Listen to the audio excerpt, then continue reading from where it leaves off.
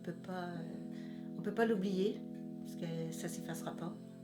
Donc de temps en temps, elle rappelle certains souvenirs, qui sont un peu durs d'ailleurs.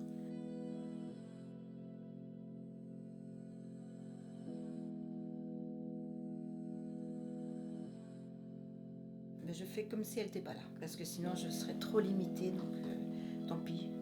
Je force, je fais ce que j'ai envie de faire, et puis après, ça me réveille la nuit parce que j'ai mal ou quelque chose, mais maintenant pour faire du scrapbooking, c'est un peu dur de découper parce que la main, elle fait pas tous les mouvements qu'il faut, quoi.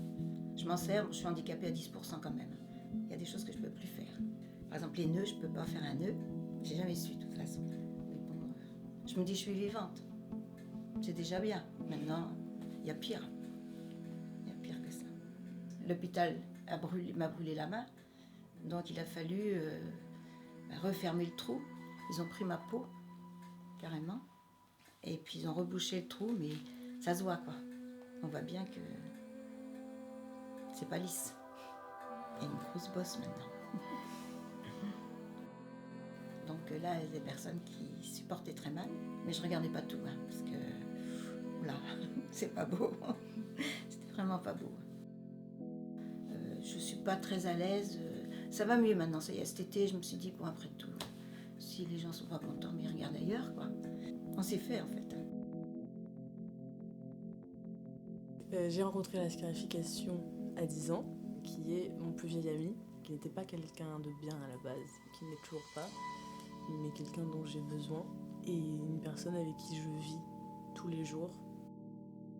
Comme une addiction au tabac, une addiction à l'alcool, des fois c'est l'envie qui dépasse sur le besoin, ou l'ennui aussi. C'est des choses où des fois je suis en manque. J'aime beaucoup, c'est un détail important ou pas, mais le côté où c'est rangé un peu. Mes cicatrices sont rangées sur mon corps en fait, quand mon cerveau ne l'est pas. La façon dont je me montre au monde déjà impacte pas mal ça. Je sais que les grand-mères me regardent dans la rue, c'est un fait. Moi c'est un truc qui m'a toujours intéressé aussi d'avoir la marque. Genre mon corps est marqué, c'est bon. Et je l'aurai encore dans 20 ans, 30 ans. Parce qu'il y a aussi le côté après où tu ressens la cicatrice, où ça dépasse de ton corps en fait. Du coup j'ai développé plein de trucs sympas en lisant pas mal, j'écris plutôt pas mal et le crochet. Mais avant je tricotais. Ça marche pour ne pas avoir d'objets coupants dans les mains.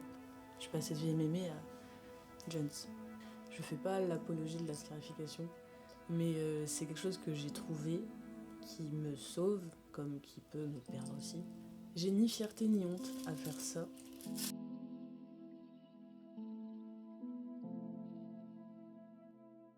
Je me souviens, j'étais avec une copine, il y avait une barque qui était retournée dans mon jardin et qui était mouillée et on dansait dessus.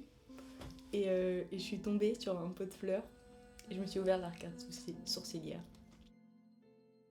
Mais je me souviens d'avoir ce pansement à l'école, c'était plus drôle qu'autre chose. Globalement, j'ai un bon souvenir de ce moment-là.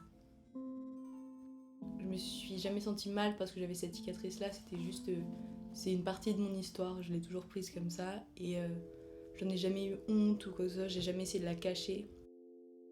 Elle est assez discrète et puis elle est cachée un peu par mon sourcil, donc elle se voit pas trop et moi je la note pas tout le temps. Et parfois, récemment je me suis fait un piercing au nez du coup. Souvent je le mets dans les portraits que je fais. Mais la cicatrice c'est vraiment pas une chose que je mets parce que j'y pense jamais.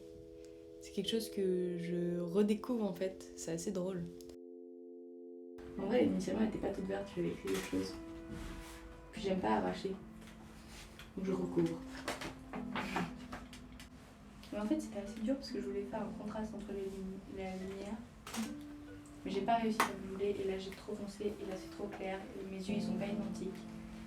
En fait ce qui m'énerve c'est que habituellement je fais des défauts exprès et là je les ai pas fait exprès.